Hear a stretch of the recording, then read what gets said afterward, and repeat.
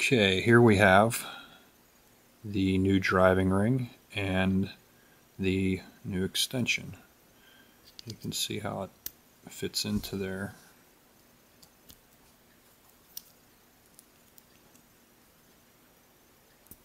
You can see it has the bumps right in the middle, and that's where the ring engages in the center and then to the side.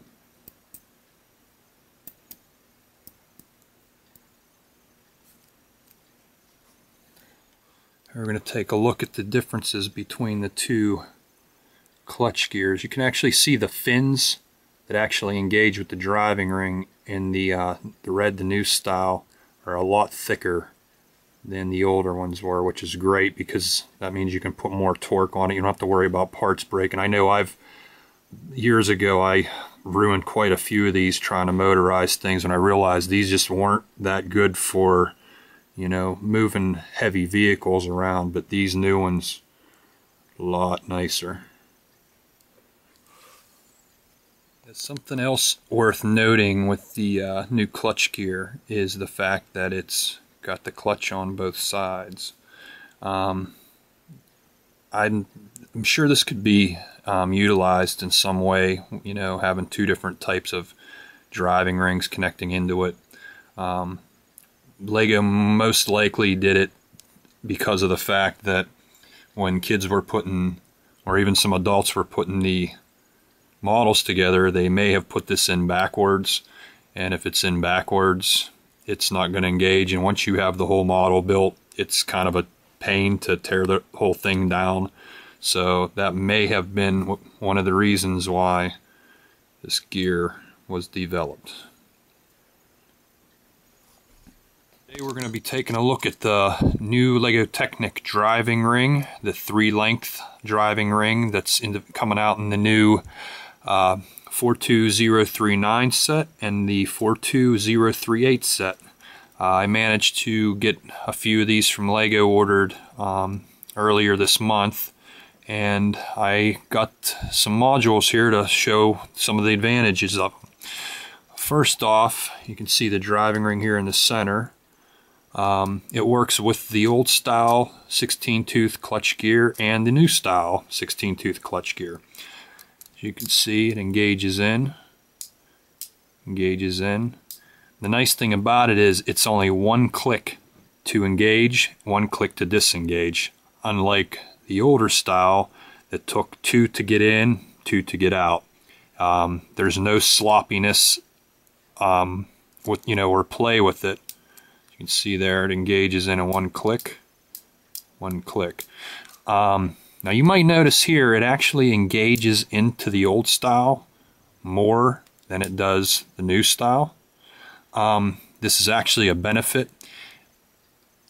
When it engages with the older style here, and this worked with the old driving ring too, after it engages, this can actually slip out.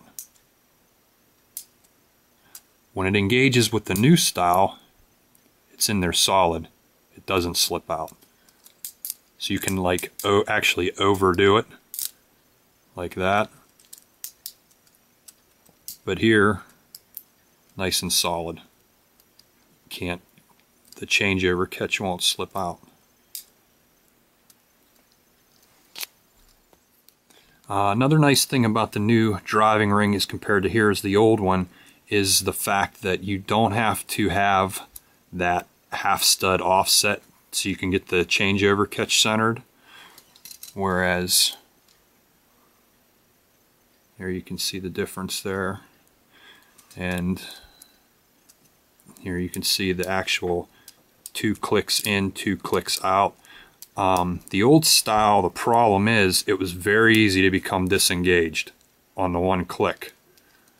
Like you have it in the center, you have it fully engaged. This had a tendency to slip out a little bit too easily. The new one, when it snaps in, it's in. I mean, you have to, it's not a lot of force, but you have to use a little bit of force to snap it in and out. So this way, if you're gonna engage your model to maybe like 4-wheel drive or all-wheel drive, you won't have to worry about this slipping out even if it's motorized, because it's just not as loose as this old style.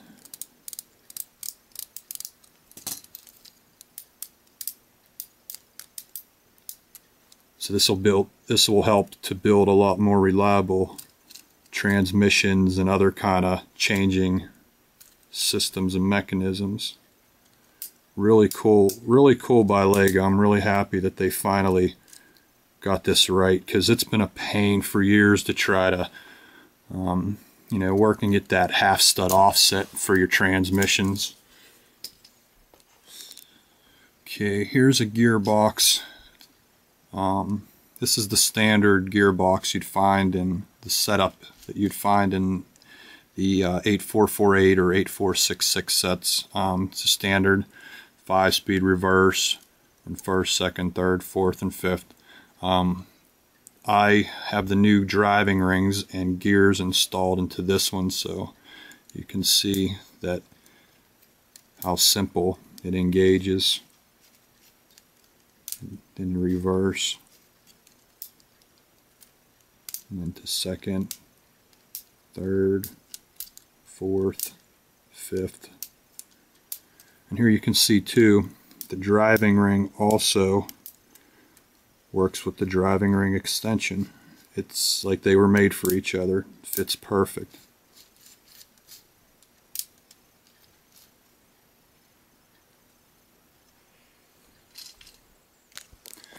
Okay, here is a new chassis that I have actually been working on for a little while that uses a remote transmission system, where you can see the driving rings are back here under the engine, and it shifts right here.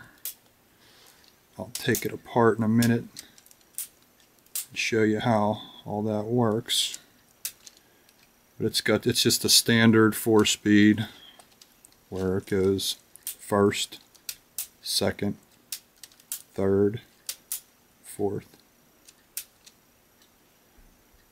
This is my first remote controlled, when I say remote I mean remotely controlled from using a system of levers. I was never a big fan of doing them before because they just too much play in the old style driving rings compared to the new one, where it's in, it's out, it's in, it's out.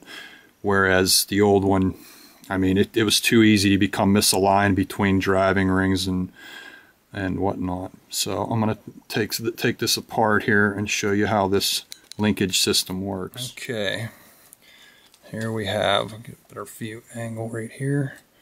You have the shifter. Right now it would be in neutral. You shift it up into first. You can see it engages back here. And you shift it back into neutral, into second. It engages it up.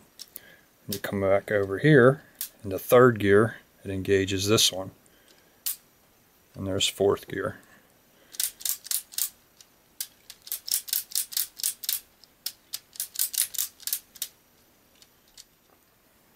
Let's see if I get a better angle here. So you got first, second, third, fourth. Okay, get a better view here. So we go first gear, second gear, third gear, and fourth gear. And then back to center. So you got 1, 2, 3, 4. And here we are with everything all back together again. So you got first gear, second gear, third gear, and fourth gear. So yeah, this is a new chassis concept that I've been working on, and I'm pretty happy with how it's turned out so far, but you never know how well things are going to work out, you know, until you start getting into the body design. I might have to maybe change some things up with the chassis, or with some of the other structure of it. But so far it's been working out pretty good. I actually had this built a while ago, about a month ago maybe, and was already getting ready to use the new driving rings.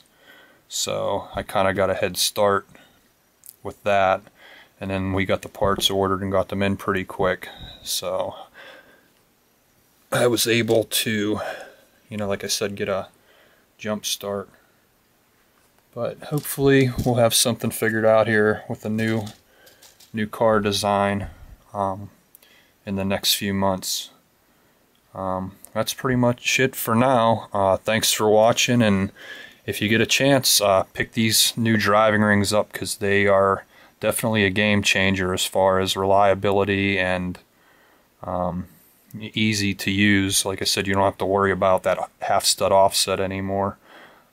They are 3 length instead of 2, so I mean it is going to widen your gearboxes a bit, but overall, I mean, I wouldn't have it any other way. I'm really glad Lego went this direction.